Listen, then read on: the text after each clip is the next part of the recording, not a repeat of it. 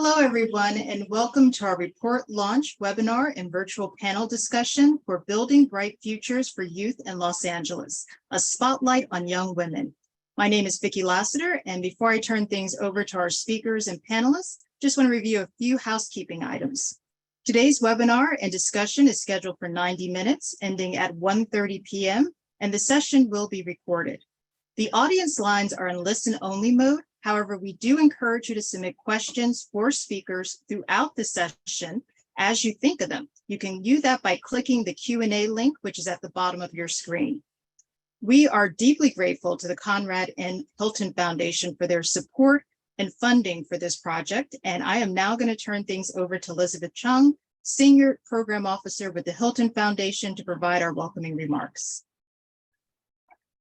Hi, everybody. I'm so excited to be here today and to see finally this report. I think we've all been struggling to grapple with the effects of the pandemic on the young people of Los Angeles County and looking for good data that can help us inform our decisions, our strategies, for us funders, our grant making, and are really, really thrilled and excited to finally be able to see in a little bit true time what the effects of the pandemic have been, and how we may have to adjust, and the kinds of supports that are necessary to really think through how to best help the young people of Los Angeles. We hope that you'll all find this report really useful and are excited to have data undergird both our strategy and other efforts here in Los Angeles. That I'm going to turn it over to Kristen, I believe.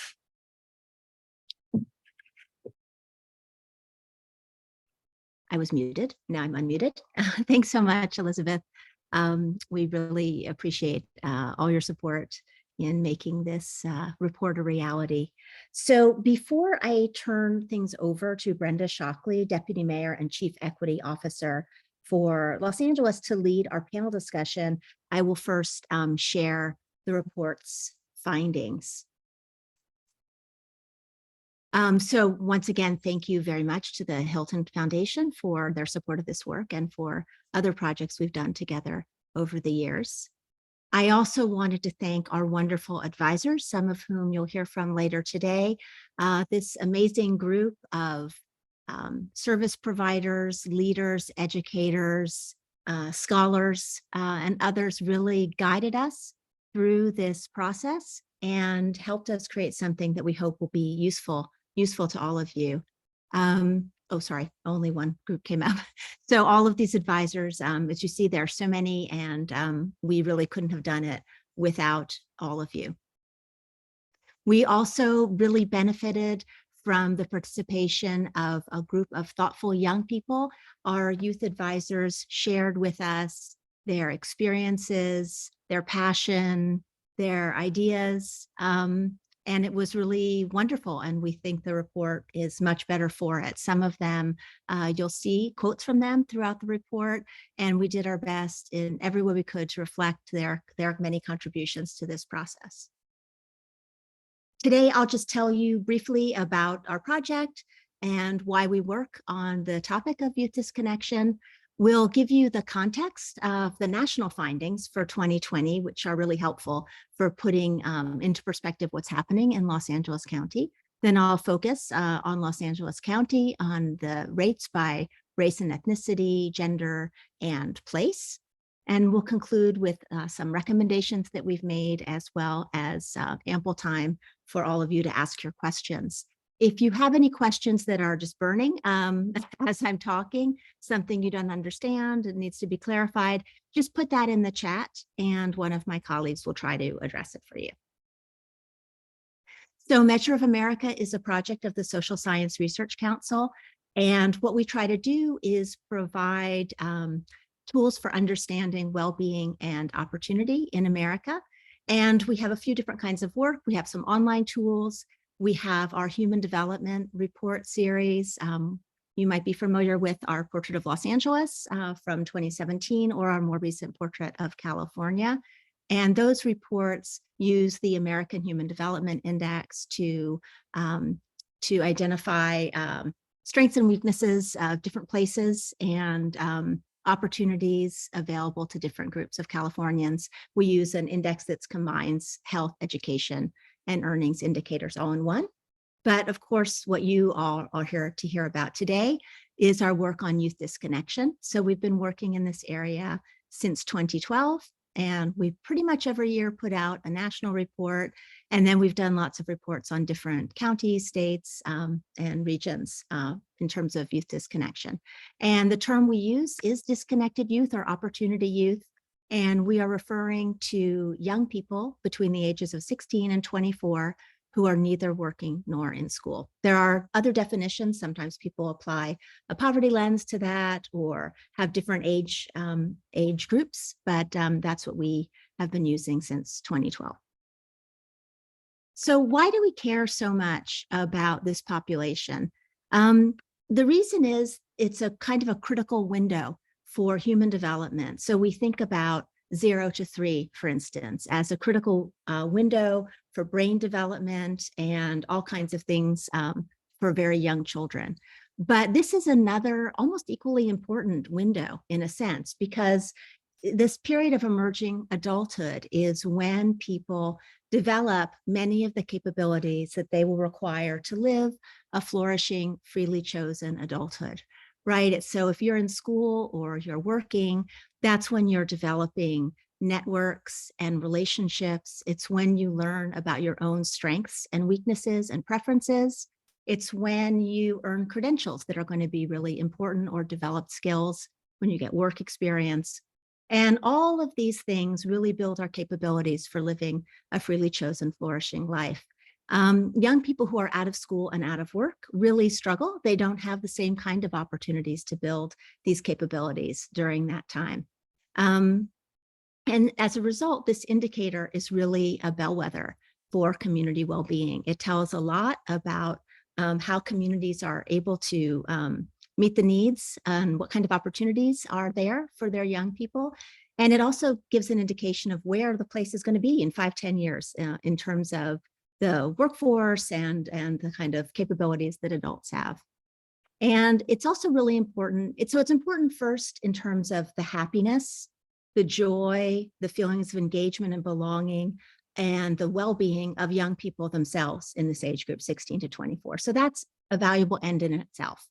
However, it's also really correlates to advantages and disadvantages later on in life.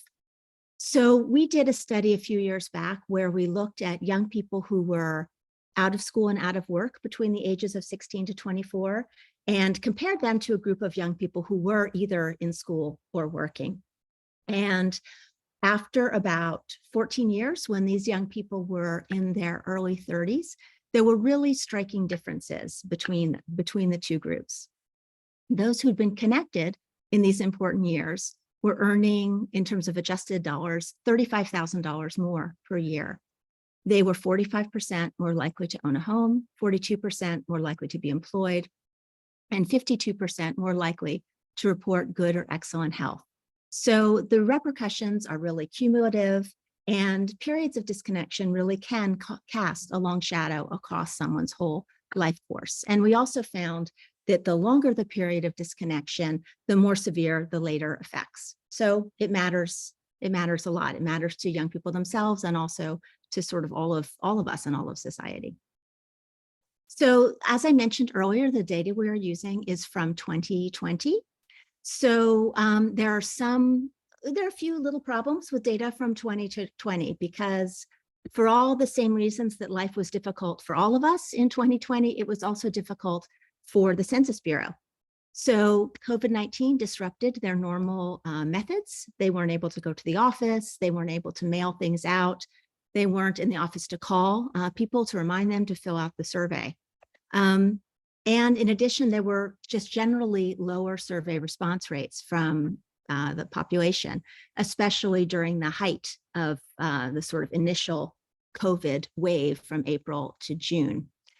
Another problem was that different groups were more or less likely to answer the American Community Survey than in normal years. So people who were disproportionately married with higher levels of education, earning more money, and living in single family homes, for instance, they were much more likely than normal to answer the survey, right? They're probably working from home. They get the survey. They're like, yay, something new to do. They fill out the survey. And groups that were then kind of disproportionately missed were households with single parents in low-income neighborhoods, Black and brown neighborhoods. They were not represented as well in this data. So the people who were least likely to be disconnected were the most likely to fill out the survey. And the people who were most likely to be disconnected were the least likely to fill out the survey. So that was, that was problematic. The Census Bureau tried to fix the problem to the best of their ability. They used other data sources to adjust them, and it improved the quality a lot, but it didn't fully remove the bias. So the upshot is this is still the best data source we have to talk about youth disconnection and a bunch of other things. But the rates we're showing you are likely underestimates. So the actual rates for 2020, we think, are at least this high and likely higher. Some other important caveats about this data. First of all, our data are not available for all groups due to population size and the opportunity to self-identify. So for instance, you can only choose, are you a man or a woman in the survey?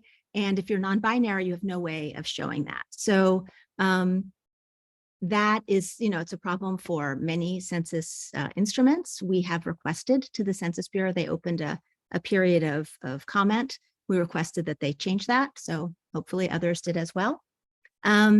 Also, some groups are too small for us to be able to calculate statistically reliable estimates. Sometimes that might seem strange. LA is such a big place, so many large populations. So for instance, Native Americans in LA is actually home to one of the largest populations of Native Americans in the country. But we weren't able to calculate the rate for them because if you look at that population and then just look at the 16 to 24-year-olds, and then in that smaller group, just look at those who are neither working nor in school, that population becomes quite small and it makes it impossible for us to calculate disconnection rates.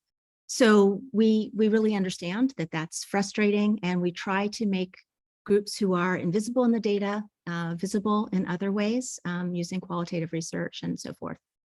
Another thing to just say before we proceed is that we understand that encountering this data can be really difficult. I mean, we work with it all the time, day in, day out. It's still extremely upsetting to us. And, that's why we work in this area because of the need to do so. We're also very mindful of critiques about data and data methods, the idea of data colonialism that people are talking about, and we are very sympathetic to these viewpoints.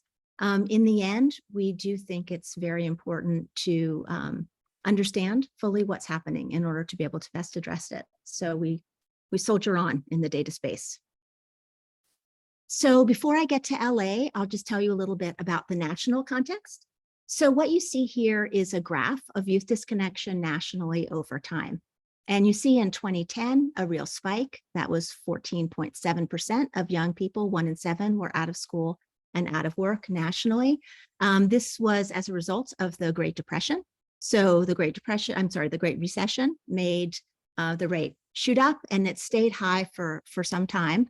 But then in around 2011, it started to fall, and it fell all the way to 2019. So that was really, really impressive progress coming very much from the economic recovery.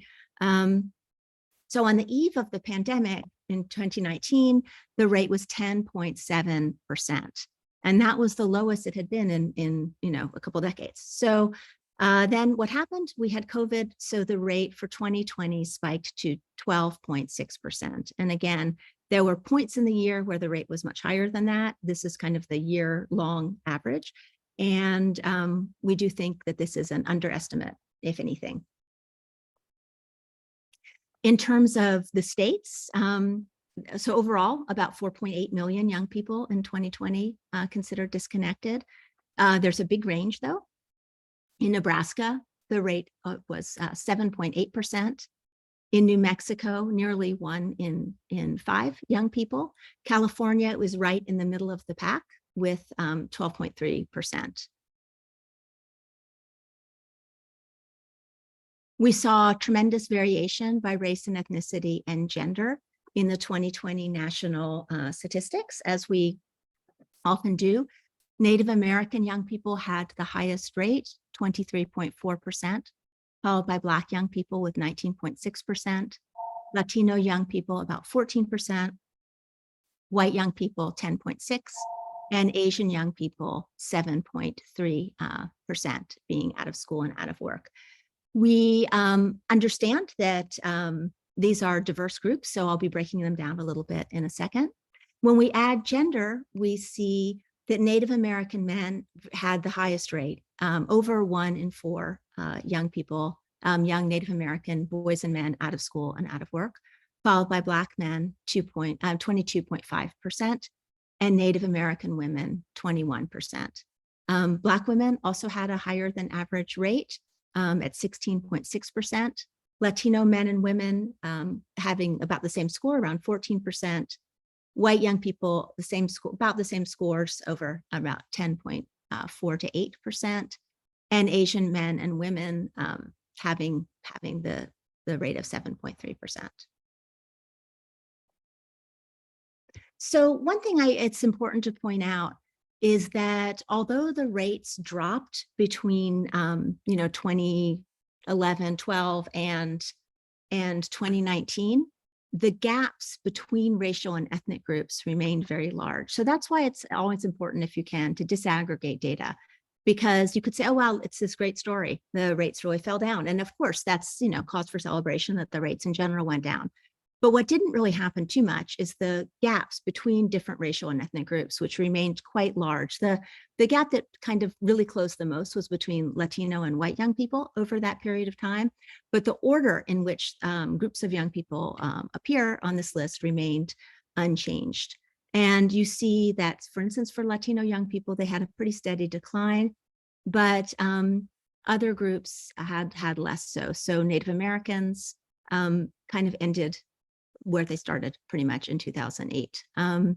So again, overall progress is good, but if you look beneath it, you see different rates of progress for different groups and large distances among them. So that is the national context. Now I will talk to you about Los Angeles County. So Los Angeles, for Los Angeles, we use 2 sets of data. We use 2020 data for race, ethnicity, and gender. And we used a roll-up of 5 years of data for places, for different neighborhoods in LA. So we're presenting the findings by neighborhood cluster, by race and ethnicity, and by gender. And in this report, we are focusing on girls and young women. So some people might wonder, why are you focusing on girls and young women? We've just seen charts that are showing us that in general, boys and young men are doing worse than girls and young women. And we know that to be the case, but nonetheless, the choices, opportunities, rights, dignity, and freedom of young women really matters. And we have to focus also on them. And since 2012, there has been a focus, a needed focus, a warranted focus on boys and young men, and we hope that continues. But there hasn't been commensurate attention on the needs of girls and young women, especially girls and young women of color. So what we wanted to do in this report is shine some light on that population. So here we see youth disconnection by race and ethnicity in Los Angeles. The rate for Black young people is 23.4%. The rate for Latino young people, almost 10 percentage points less, 14.2%. For white young people, 10.8%. And for Asian young people, 6.0%. We also included here the rate for people who report as being 2 or more races. Now we're adding gender to this, and we see quite a shocking and disturbing finding, which is the rate for Black boys and young men is 31.1%. So that is nearly double the rate for Latino men, the next group with a rate of 17.1%. It's twice the rate for Black women and young girls and young women, 15.1%. White women and white men are about 2 points apart. White women 9.9%, white men 11.7%. Asian women have the lowest rate of youth disconnection among the groups in Los Angeles, in Los Angeles County, 5.6%, and Asian men 6.5%. As I mentioned earlier, these are internally very diverse groups. People who are labeled Asian in the census come from over 50 countries. It's very diverse internally. And we were able to calculate youth disconnection rates for the Los Angeles County population for 3 Asian subgroups, Chinese, Filipino, and Vietnamese. And you see really striking difference. The rate for Chinese young people, 16 to 24, is 3.5%. That for Vietnamese young people, almost 3 times that amount. And Filipino young people have a rate of 7.1%. We also have Latino subgroups. We have young people who chase their origins to Mexico. The rate for men is 17.5%, for women 11.2%. Those who chase their origins to Central America, men the rate 16.9%, women 13.1%. And then other Latino is 13.4%, with again a large gap between women and men. And this category does not include Caribbean Latinos, so from Puerto Rico, Dominican Republic, and Cuba. There were too few of that population to be included. They're usually grouped together. And this is just the change over time, similar to what I showed you for the country as a whole.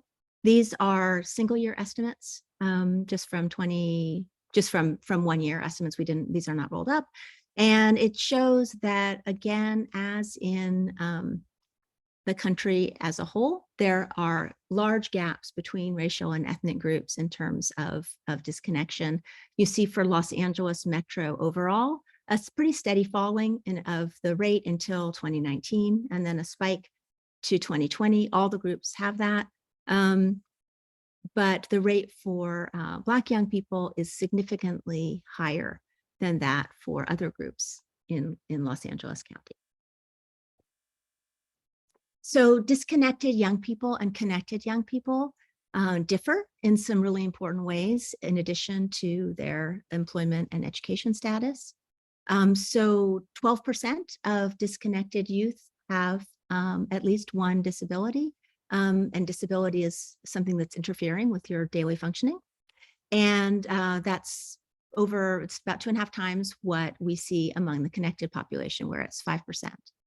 In terms of poverty, 26% of disconnected young people live below the poverty line, compared to 15% of connected young people. In terms of institutionalization, so those are young people who are living in medical facilities, but also juvenile detention, jail, or prison. 3% of disconnected young people live in such an institution, compared to just 0.3%, so 10 times more of connected youth. And in terms of nativity, foreign-born young people and US-born young people are about equally likely to be disconnected, 14% versus 13%. So that we didn't really see a big difference there. So here you're seeing educational degree attainment for disconnected and connected young people. This can be a little bit confusing, so bear with me while I try to explain it. So 9.8% of disconnected young people have a bachelor's degree or higher, compared to 11.3%. This is the highest figure we've seen for disconnected young people in bachelor's degree. We think this has something to do, of course, with COVID and the crash in employment at the time. So we think that there were probably a lot of college grads in 2020 who lost their jobs or weren't able to find jobs. In terms of associate degree, 3.8% of disconnected young people, 5.5% of connected young people. Some college, 22% of disconnected young people, 34% of connected young people have at least some college. The high school diploma one might be confusing because you see 46.2% of disconnected young people have at least have a high school degree as their terminal degree. Only 21% of connected youth, but that's because those connected young people probably didn't, most of them didn't stop just with high school, they went on. So their ranks are kind of represented in the categories above. And then less than high school, 17.8% of disconnected young people have less than a high school degree compared to 27% of connected young people. And again, that's because they're still in school. So those are high school students who haven't earned their degree yet in the second category. I hope that's clear. It's a little bit confusing. Here we have characteristics of connected and disconnected young people in Los Angeles County by gender. So if we look at just the disconnection rate, once again, you see the female rate is 10.5%, the male rate is 15.7% in Los Angeles County. The poverty rates for disconnected young people, boys and girls alike, are much higher than for connected young people. But in both cases, connected and disconnected girls and young women, the rates of poverty are higher. So young women, girls and young women in Los Angeles, connected or not, are more likely than boys and young men in Los Angeles to be living in poverty. So disconnected girls have the highest rate, almost 3 in 10, are living in a poor household, compared to about 1 in 5 for disconnected young men. Here we have educational degree attainment by gender again. So, girls and young women are graduating high school and transitioning to college and earning degrees at a higher rate than men in general. So you can see that in these little donuts, we call them. So disconnected young women, 17.5% have an associate degree or higher, and 19.3% of connected young women do. That's quite close. Again, we think that has something to do with the economic problems from 2020 and the loss of employment that even people with some education had. If you look at the male rate, many fewer men in both categories have associate degrees than women. When we look at young motherhood, 15.7% of disconnected young women have a child, at least one child, compared to 3.5% of women who are working or in school. So that's a fourfold difference.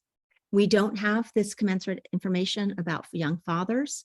That's the way the census collects the data. They don't collect data in the same way on young fathers. They should, but that's sort of part of the stereotypes and norms around who takes care of children.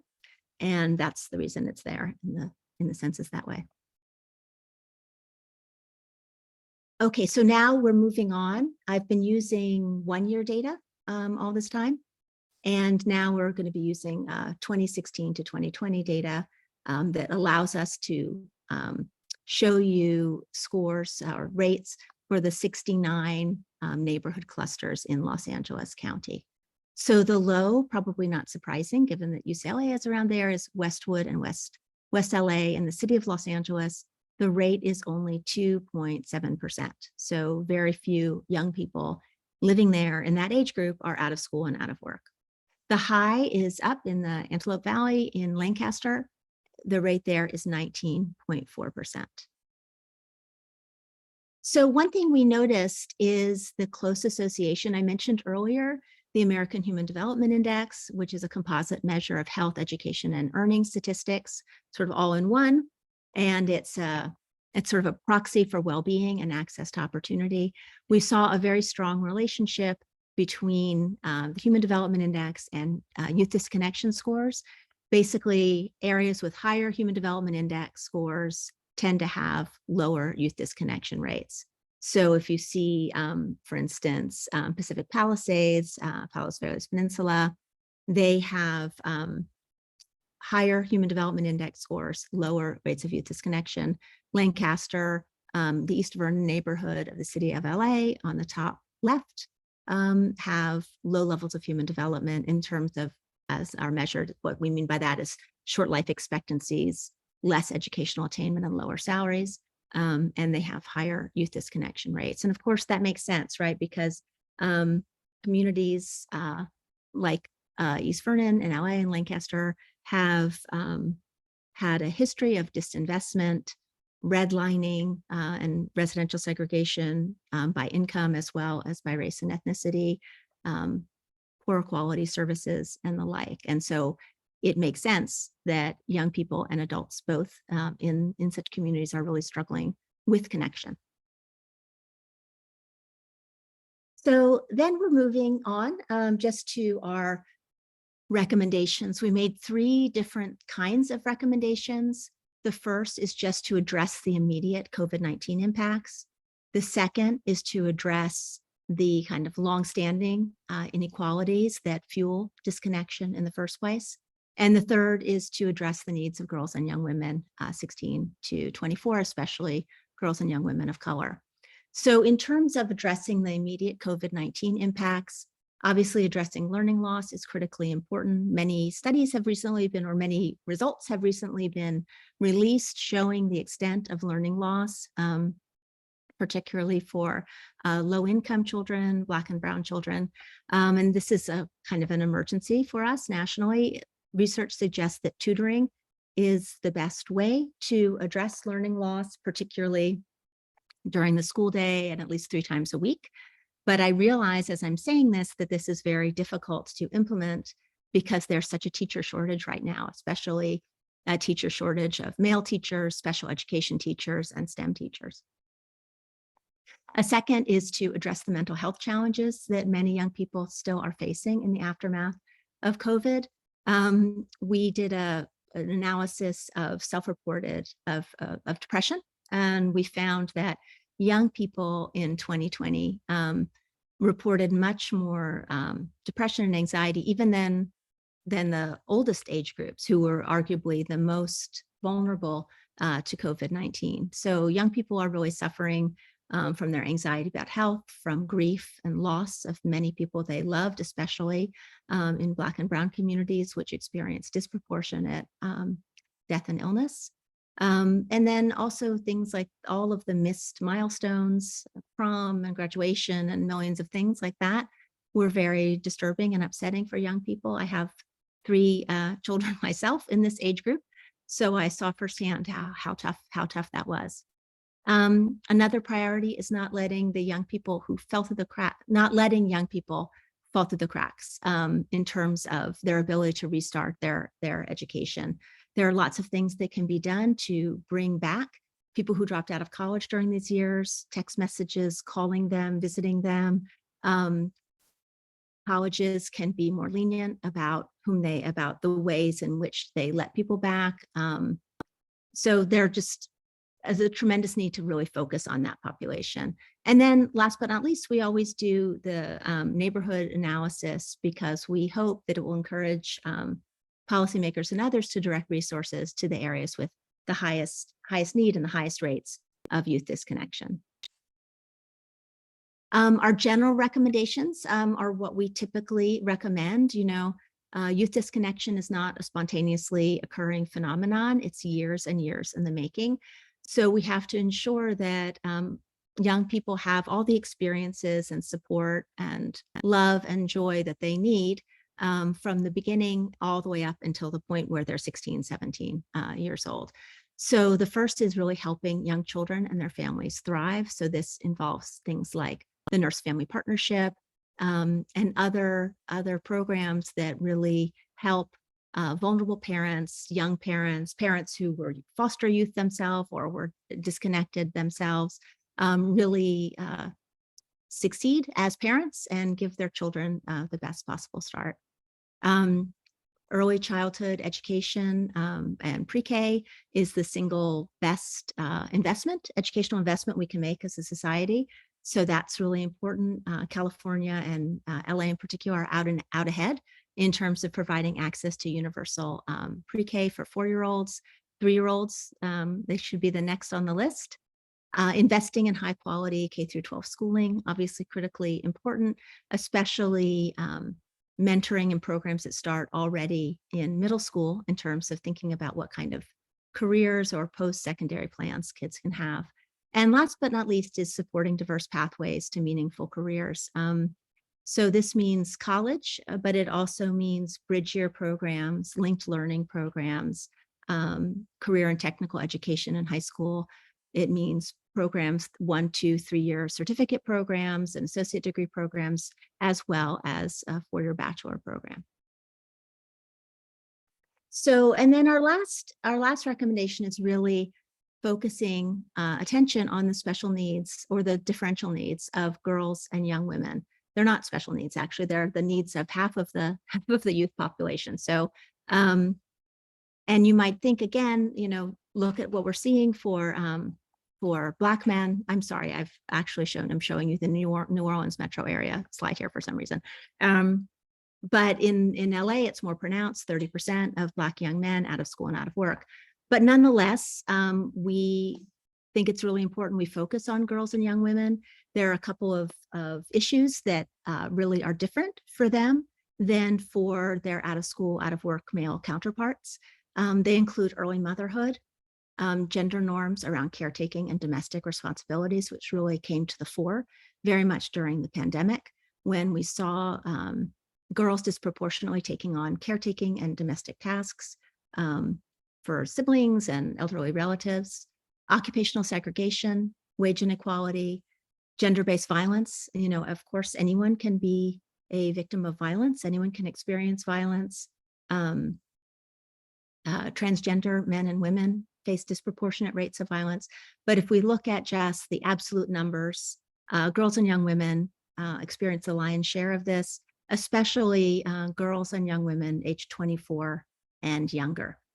And then last but not least, school discipline and incarceration. So girls and young women experience this less than boys and young men, but Black women experience it at a much higher rate than white women. So it's a real priority. So what we recommend is ensuring that girls and young women have really appealing choices, that where becoming a young mother maybe isn't the most available and easy to imagine route to adulthood, but other things are there as well. And also the access to reproductive health care, birth control, abortion services that they need to make their goals a reality and have the dignity and rights over their own bodies. Supporting young women who are mothers. Pathologizing young motherhood is wrong, and it doesn't do anybody any good. So young women who are mothers need support to have healthy and safe pregnancies, to continue their own education and career plans as young mothers with the kind of supports they need to do that. And then support to be the best moms they can be to the children they love so much. So another thing is addressing gender norms and stereotypes around household and caretaking labor. So girls and young women, especially as they enter their teens, do much more work around the house than boys and young men. And families often need the support of their children to run their households. We understand that. But what girls as well as boys learn when girls are the ones who are doing the caretaking and cleaning and cooking is that is women's work, and that's the job for women and not the job for men. And that kind of norm, stereotype, expectation is reflected in the labor market, where women disproportionately have jobs in low-paying sectors where caretaking is central, like childcare provider or home health aide. Improving pay equity and working conditions for young women is really important to draw them into the workforce and ensure that they are adequately compensated. And then working to eradicate violence against girls and women. And this includes, harassment in schools and a number of things is critically important. So that is the summary of our report. You can get the data on our website. You can get the national data by state, county, and metropolitan areas. You can also get the race and ethnic disaggregation. And also on our website will be this full report that you can download at your leisure. So that is it for me. And so now we're going to open it up to any questions that anybody might have.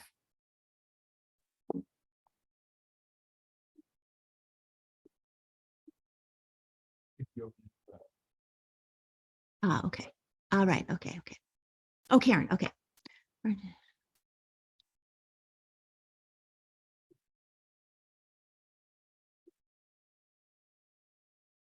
Oh, this is, sorry. Yeah, I'm just reading. Sorry, I'm reading this question in the Q&A about how, so Karen Taylor is writing that they're seeking to enroll 80 new Los Angeles area teen girls and gender expansive youth into this great sounding program. And she wonders what kind of ways we can best identify and reach these young women. So I think we have lots of people on our panel and probably in the audience who can give you an answer on that. So I'm going to encourage, Vicki, can everyone type in this question and answer? Or should Absolutely. they? Okay, Yeah, so what can respond. I don't mean to punt it off to others, but I think there are many people in the audience better placed than I to answer this question. So I'm going to encourage all of you to do that. I see Henrik is jumping in, so that's great.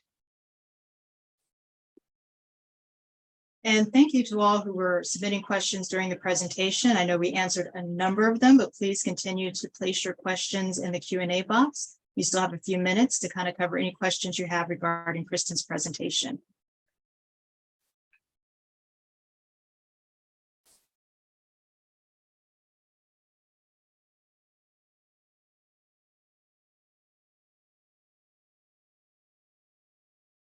So Vicki, I'm going to just toss it over to you. So as you think of questions, which you may, I'm sure there are many things I was not clear on. So you can feel free just to write them in the chat or in the Q&A, and we'll answer them over the rest of the time. So I'm just going to switch it over to you, Vicki. All right, great. I want to again thank our moderator and panelists for carving out this time and sharing this time out of their busy schedules to share their expertise for our panel discussion. Today, we are delighted to be joined by Marissa Doobie. She's the Executive Director for the Los Angeles County Workforce Development Board. She has over 25 years of experience developing and operationalizing innovative, result-focused, and partnership-driven workforce programs, policies, and initiatives. Marissa serves on multiple advisory councils, including the Los Angeles Latino Chamber of Commerce and the Opportunity Youth Collaborative Stewardship Trauma and Prevention Intervention. She's a dedicated leader and has a passion to advance equitable opportunities in the workforce for youth and priority populations. We're also joined by Melanie Farrer-Vaughn. She is the Associate Director for the Los Angeles Opportunity Youth Collaborative with the Alliance for Children's Rights. She's a macro social worker who keeps individuals and community at the forefront. Prior to joining the Opportunity Youth Collaborative, she worked for the Seneca family of agencies, where she held various positions as a therapist, supervisor, and director of designing and overseeing programs. Melanie is passionate about working with youth and families and seeing healing take place on an individual level and helping systems transform. We are really excited also to be joined by Danielle Franklin. She is a former foster youth and currently a youth leader with the Los Angeles Opportunity Youth Collaborative at the Alliance for Children's Rights. She's attending Los Angeles Trade Tech College, majoring in political science, and hopes to become a lawyer. Danielle is passionate about advocating for former foster youth, especially when it comes to having access to free and affordable health services. And again, we are delighted that you're able to join us because we know how important youth leadership and youth-led change is in addressing disconnection. So thank you. We are also joined by Dr. Henrik Manassen. He is a professor of urban studies and planning and public administration at the California State University at Northridge, as well as he is the academic director for Relay Institute, a CSU5 collaboration to reconnect Los Angeles youth. Dr. Manassen's work includes also 5 years as a senior research associate for the higher education program at the Rockefeller Institute for Government at the University of Albany. We are also joined by Robert Sands, who is the president and executive director for New Ways to Work.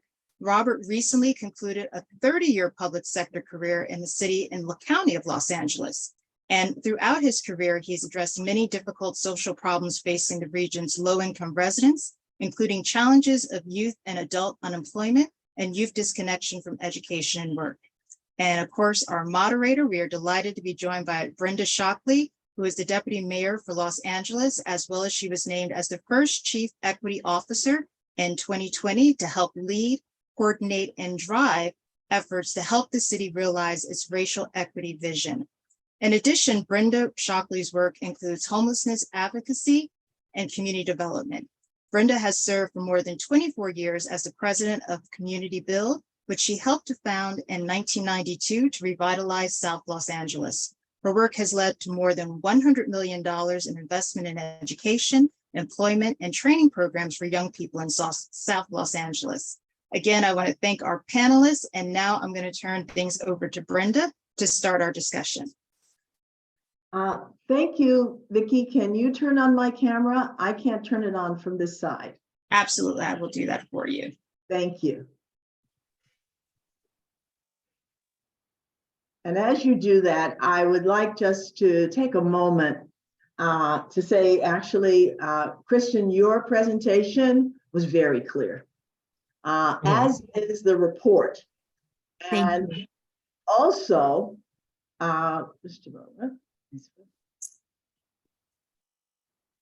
Here we are. Also, the numerous reports by this organization. It's really the portrait of Los Angeles, the portrait of California. When I joined the mayor's office 6 years ago, it became very much, and I must say that my friend and colleague, Robert Sines, was the person that directed me to those documents and said, look, if you really want to know, because I was harassing him, he said, you really want to know this stuff, get on Measure of America.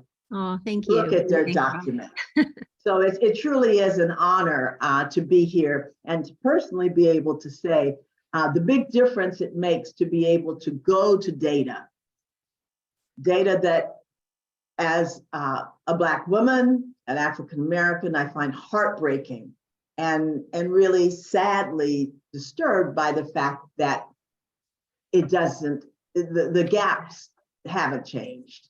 And there has to be a manner of really addressing it in such a way that we can see some change. This report will be, like the others, shared with key stakeholders, the youth serving organizations, legislators, and practitioners, and philanthropic organizations. And again, a shout out to the Conrad Hilton Foundation for the support they've given this report, but for the support they've given across the board. And even in the mayor's office, as we work on equity, that our funding has really been critical to our ability to do community engagement. Focusing particularly on young women in LA, it becomes so often, you know, the quote unquote oppression Olympics, but we do have to deal with all of it. And we have to do it all at once. And to quote a recent movie, all the time. That's the timing here. It couldn't be better. We have what has been one of the biggest changes from the school district to the city council to the mayor's race. There's new energy. There's a sense of more, a sense of unfinished business. And that's what I think of this. And that's one of the reasons I was so excited to be able to participate, because we really do have to monitor and track ourselves in order to be able to come to any agreement about where we should go next. To start this conversation, because there's got to be much that's going to be had, I will ask this introductory question to all of the panelists. Recognizing we've had any number of reports, whether you're talking about equity indexes or sustainable development goals, or we tend to end up with those same stratifications, those same reinforcing information that we've had, this time focusing on young women. What are the implications of this report and the constituency that you serve. You want to volunteer, or should I just call on Robert Sines? Maritza's going to go first. She has a time commitment, and I'll follow her. All right.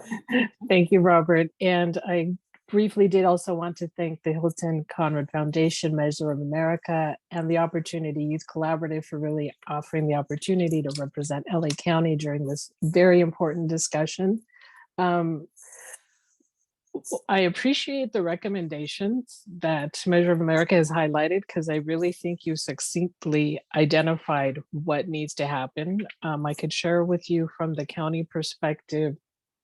And just to clarify, I am presently representing the Department of Economic Opportunity, which is a newly formed department that has, for the first time in the county's history, housed economic development and workforce development under the same roof. So we're very new. We just came into fruition in July of this year. So we are very dedicated, and we take on your call of action. I love that, Ms. Shockley. I will share with you that the county as a whole has also really put women and girls in the front end since 2016. The Board of Supervisors established an initiative known as the Women and Girls Initiative to really take a deep look at gender justice, gender equity, and really start to look at things through a gender lens. This is something that currently every county department is taking action now and looking at our services, our policies through a gender impact assessment lens. And I will tell you, it is very much what Kristen had shared in the data, that if, at the surface level, you look at the data, oh, look, we have an equal number of males and females that are being enrolled into our workforce programs. Like, what's the issue? And then you take a little deeper dive and not only look at the area lens, but by far, if you look at the BIPOC lens, right, with women of color, in our system in particular, just a partial sliver of the LA basin, we have noticed that women are even following these roles of caretaker, for instance, and applying for jobs as certified nursing assistants, which we know is very hard work and very low paid. So it's really taking the data, as you said, shifting it and looking at how we can now begin to frame things differently. I believe we need to begin to look at how we recruit individuals to take advantage of our training programs, and really collectively, from our perspective, even begin to focus more on those high road quality careers and sectors and the entry-level jobs that really pay a higher wage. And again, because I have a little bit of time, you are not kidding that this is really an opportune time in terms of advocacy efforts. So for instance, the Workforce Innovation and Opportunity Act, that really frames a lot of what the public workforce system offers, has been reauthorized, but because of, our politics in the current arena is somewhat on hold. One area that is really important for us to coalesce and come together on is really advocating, to strengthen policy changes to improve the status of women. So for instance, WIOA is very restrictive, and one area that we're looking at influencing is flexibility in the area of stipends. If there's anything that we learned from the pandemic, which, many ways we already knew, is that people actually need money to, pay their rent and put food on the table so that they can go and improve their skill set to really prepare a brighter future for their families. So I think that's a clear area for us to come together. And during this time in the LA Basin, there are 7 local workforce development areas, and we are all together developing modifications to our area plan. So this is really another opportune moment for the public to really let its voice known and chime in and say, these are hard, clear recommendations that we need to see in our workforce system. Because again, the workforce system that we represent belongs to the people. It's not something that belongs to the county. So with that, I will stop for a moment. Should I go in order with Melanie or Robert? Are you going to weigh in now? Yeah, I'll jump in just to follow Maritza's remarks on that system, level approach. And one of the things that I want to share with everybody is the tremendous progress that has been made over the last decade of the partnerships that have come in. The mayor's office, of course, has done some tremendous initiatives, including the development of the Youth Development Commission, which is a similar county new Youth Development Commission, which we didn't have 20 years ago when we started out in looking at this particular population.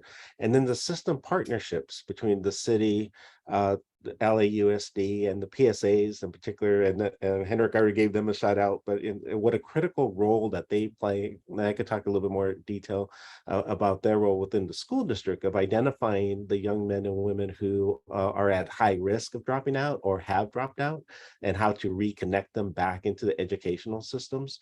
And then the tremendous partnerships that need to be developed even more broadly with the community-based organizations who are seeing these young people on a regular basis. And to me, data is great to be able to read and to have the knowledge and spew out, statistics, but we have to make it actionable. We have to be able to have a strategic plan and actions that we could measure and hold ourselves accountable, both from the public sector as well as the nonprofit sector and our foundation investments, that we are actually making good, solid progress on those particular populations.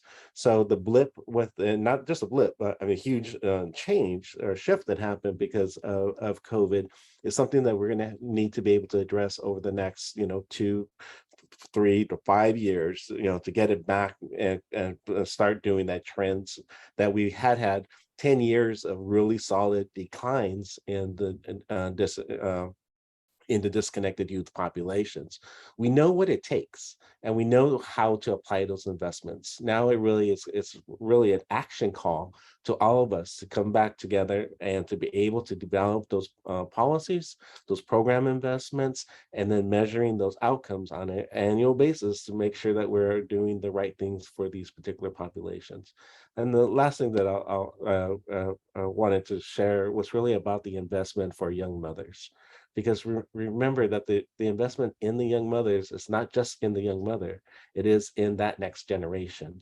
And being able to have some more innovations around the dual generational approach with young mothers, and being able to couple together a workforce investment and childcare and support services and reproductive health, and make it a package for the family, for both the baby or the child and the mom, is something that we should do much more of and be much more innovative. Thank you, Robert. And I would like to just sort of insert that 31% of the Black male youth they all have mothers. And I think if we keep that in mind as we talk about the importance of focusing, that there's an opportunity there. Melanie Ferrer-Vaughn. Thank you, Brenda. And thank you again, Measure of America, for having us here. And I'm so grateful to be with my colleagues here on this panel. And I know Robert and Maritza have hit on a bunch of things, but as we think about the Opportunity Youth Collaborative and the work that we do as a collective impact initiative, we really want to use the data to make the case for the importance of opportunities as we come out of the pandemic, and especially highlighting the voice and experience of young girls. My colleague Camille is with us here, and we really want to amplify the voice of the young people and making sure that we're sharing power in the work that we're doing.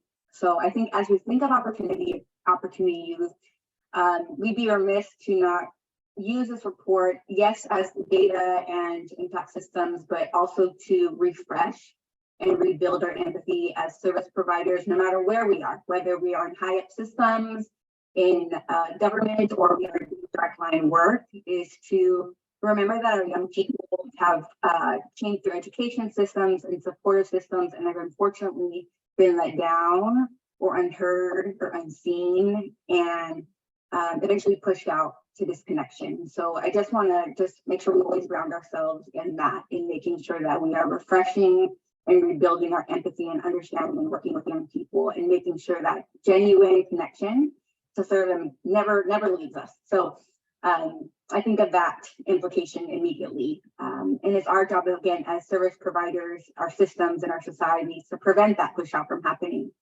And, you know, Kristen, thank you so much for sharing all this. And I think especially as we look at our disconnection rates that you all highlighted with, along with the Human Index development reports is, you know, I think it's really a call to action again, and be curious for all of us to look at in LA here, the overlay of the experience of young women in these disconnection rates and what it highlights, right? It's important for us to think of the history of LA.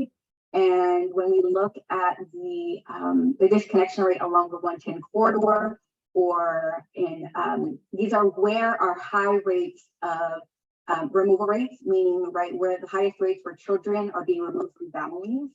And so what does that mean for us as a society? I know Brenda had mentioned it is discouraging that we are, unfortunately, like you all have coined at Measure America, we have a decade undone.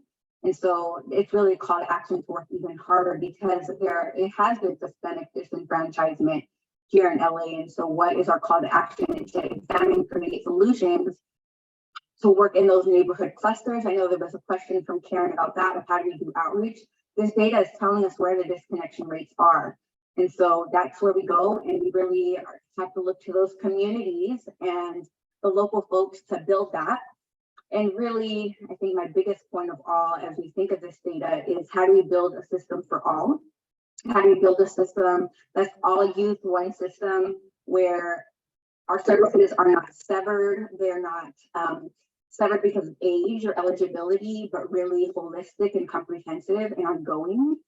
Sometimes our young people are getting cut off because of age, or because there's something specific about a service that they can get, and even that makes it really difficult, and that's how the cracks are created. So really, again, a call to action for how do we serve our most vulnerable, disconnected youth so that we have access to services and can scale these best practices so all youth can be served. Thank you. Dr. Manassian, share with us, I know the city of Los Angeles for sure, and its family source systems and others rely often on your guidance, the guidance from your department. And I really appreciate your assessment of the impact of this report at this time.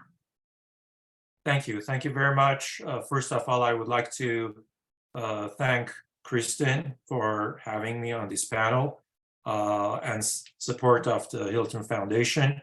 So in the past few years, I have been working with the city and the county, specifically with the workforce department.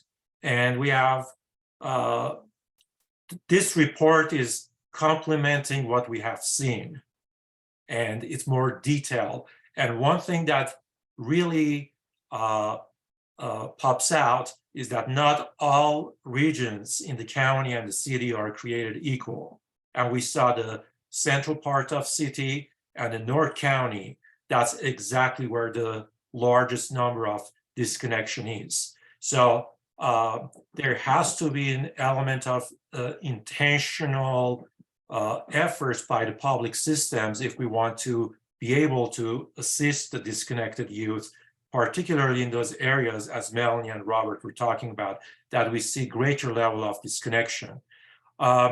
And also, even though this report is focusing on out of school and out of work, there are bigger challenges when it comes to disconnected youth, even though the report also suggests about the mental health issues, but we do have large number of foster youth within LA County, and foster youth disproportionately, they don't finish high school, and they do not enter any form of community colleges.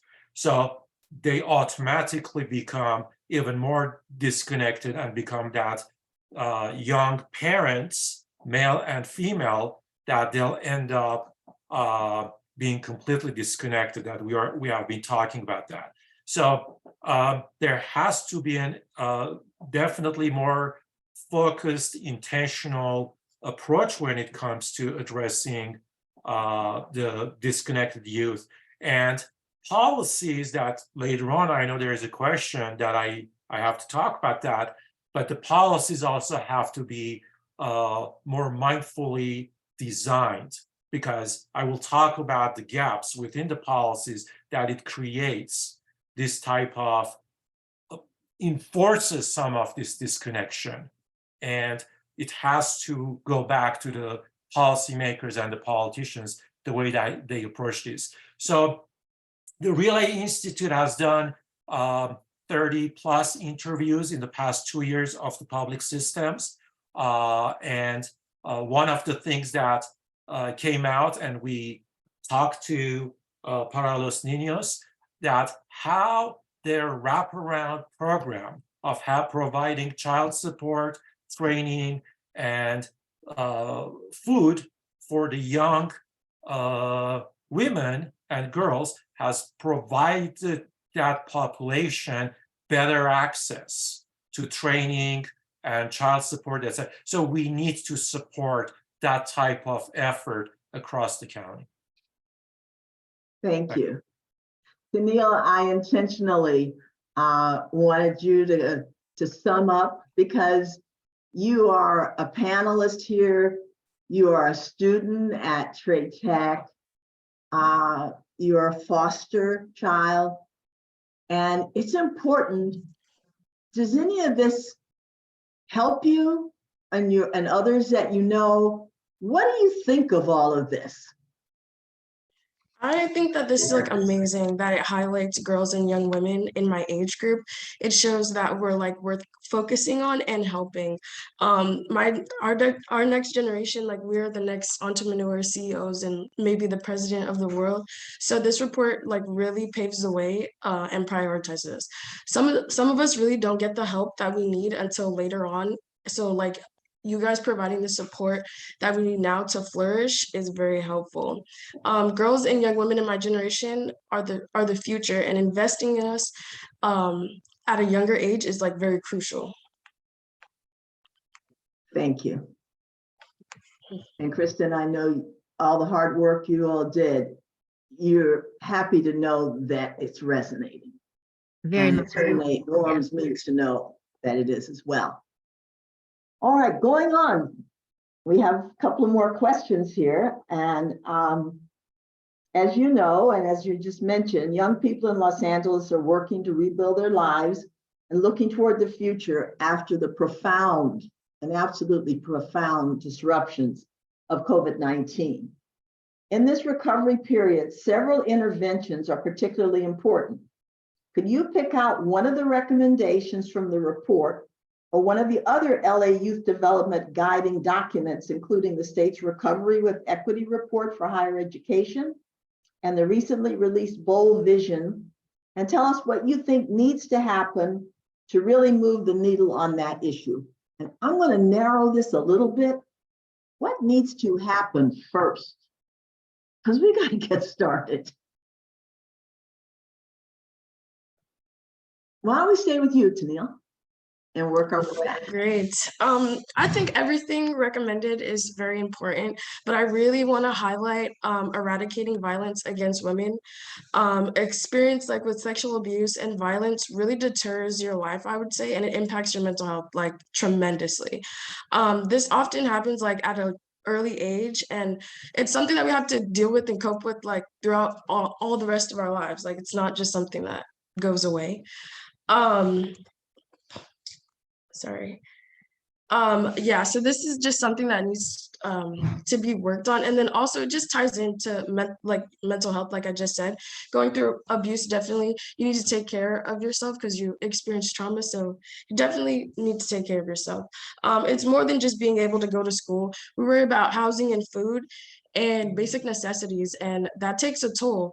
There should be more providers for mental health, and it should be free for all, I believe.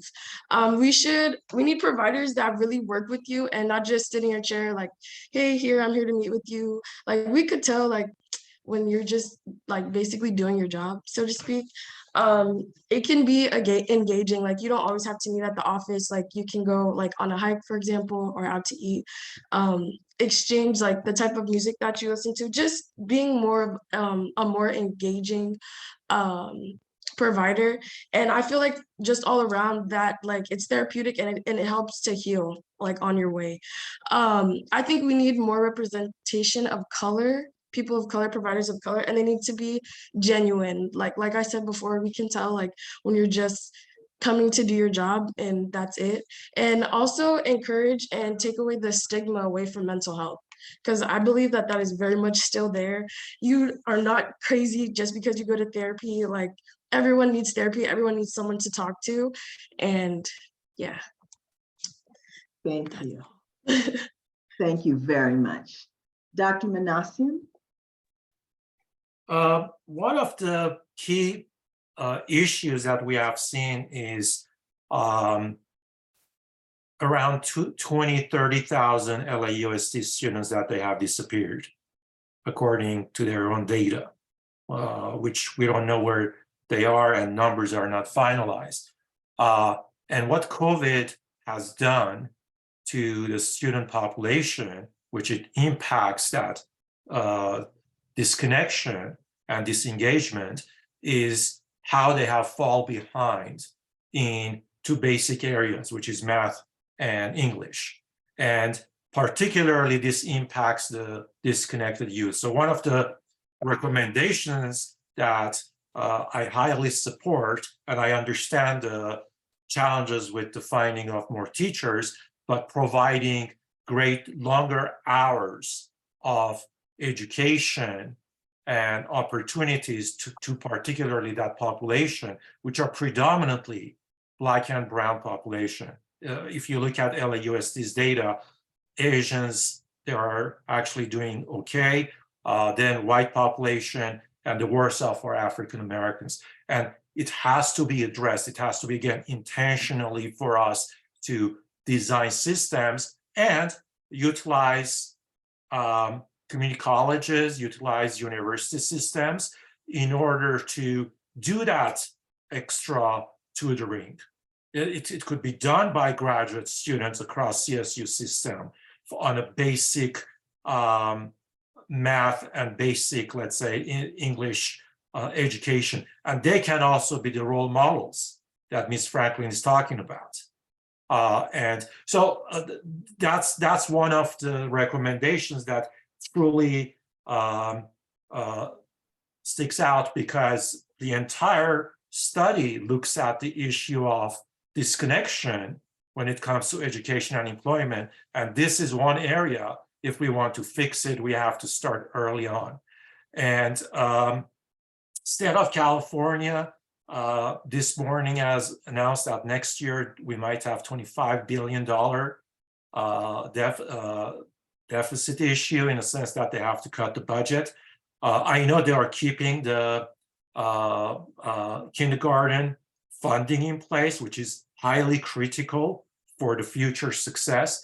And I'm hoping that funding from high schools would not go away, or some programs within the high schools would not be cut back because of the shortage of the funding. But that one recommendation truly sticks out to me as an educator too. Thank you. Melanie? Thank you. Yes. You know, there are really great recommendations, Chris, that you all put together, and I think I want to marry a few. I think there are many recommendations about education. Just want to put special emphasis on workforce and really bridging that connection, right? Often we silo our systems, and as we think about disconnected youth, we're saying they're disconnected from education and also from school, and we know that they are very linked together.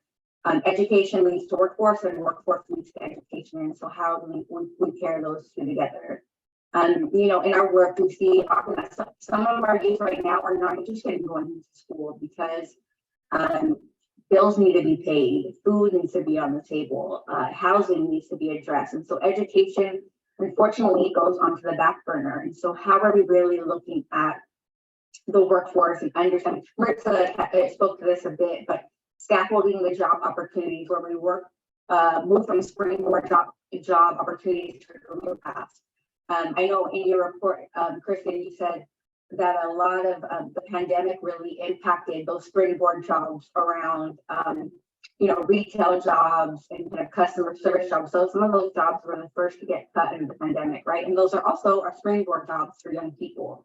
So then how do we get them the springboard jobs and then scaffold that for them to think about and explore career paths where they can learn that their skills are transferable to a career? And really, how are we making time to talk about this? So I think one of our efforts at the OIC is we created a career guide, a youth and a supportive adult career guide that we co-authored with our young leaders, Tennille being one of them. And the guide really talks not only about resume building, interviewing, and networking, but really talking about what's the lifestyle you want? What does that mean to want to drive this car or wear this thing or have this savings or whatever that may be?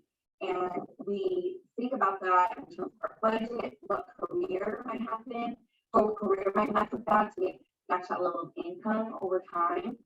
And I think what I hear from young people all the time is dream bigger for us, right? Like, cool if you could hook me up with Chipotle or with a job at H&M, cool. But more than that is dream bigger for us. Don't pocket us and don't corner us into things.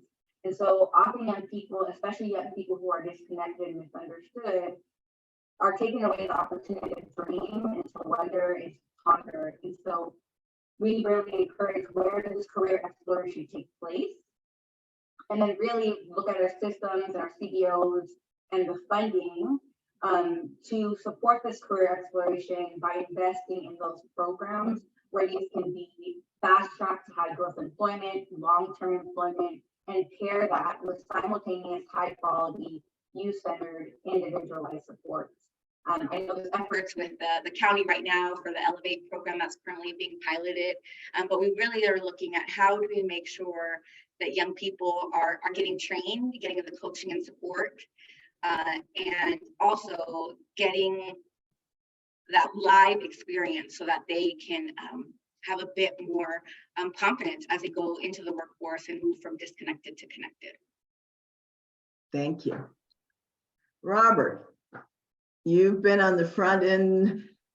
I can count back how many years since we were at Camp Scudder and Camp Scott.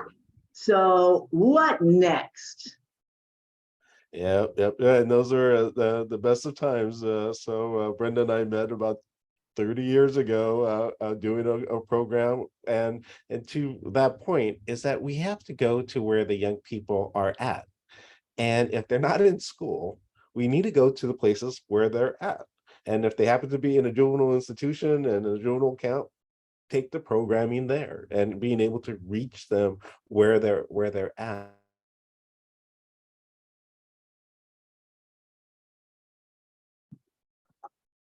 I like that because, you know, somehow the notion that it's their fault, you know, it's a choice. When at that age group, we don't allow very many other things to be a choice. So why is it comfortable to say, well, it's a choice that they didn't go back? I see the time, so let's do kind of a lightning round, I guess.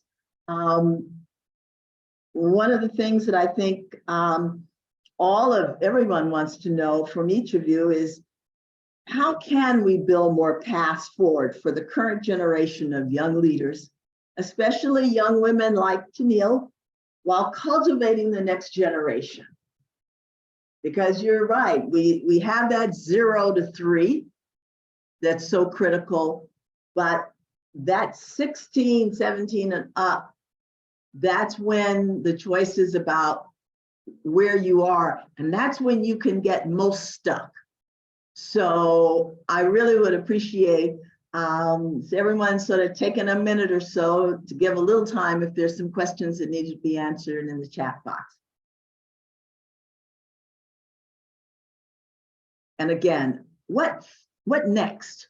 What's the first next thing we need to do if we're going to have this make a difference? So sorry, I got disconnected there, but what has to happen, and this is a now, is that the federal dollars that we're investing in the state and in the county and the school district, we have to make sure that we're utilizing the dollars for one and utilizing them positively. But secondly, that we're targeting the folks that we need to target. We need to make sure that every one of the California for All programs, every one of the CARE programs, every one of the other federal investment programs at the college are targeting the very populations that we want to serve. And we need to make sure that we're doing outreach to them, that we're doing follow-up to them.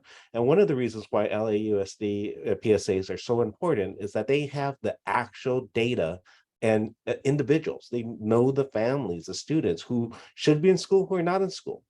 So if you have that list of that 10,000 individuals, how do you reach out to them? And how do we do it collectively? And how do we support them in their efforts to get those families back into school?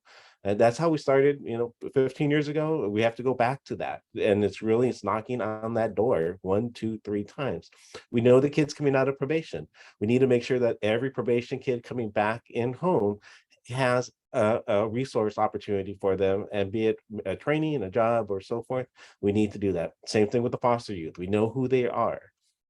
One issue that I've been pushing for a number of years that I haven't got any traction on is that every homeless youth that is registered through LAHSA should automatically be prioritized for workforce development, educational enrollment, healthcare, and social services. The first 3 are already free. We know we have those resources, and we have the added federal resources on social services now.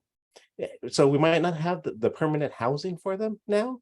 There's no reason in the world we shouldn't be providing every one of those 3,000 young people who are registered as homeless in a program and providing them services. So there's a lot of now that has to happen.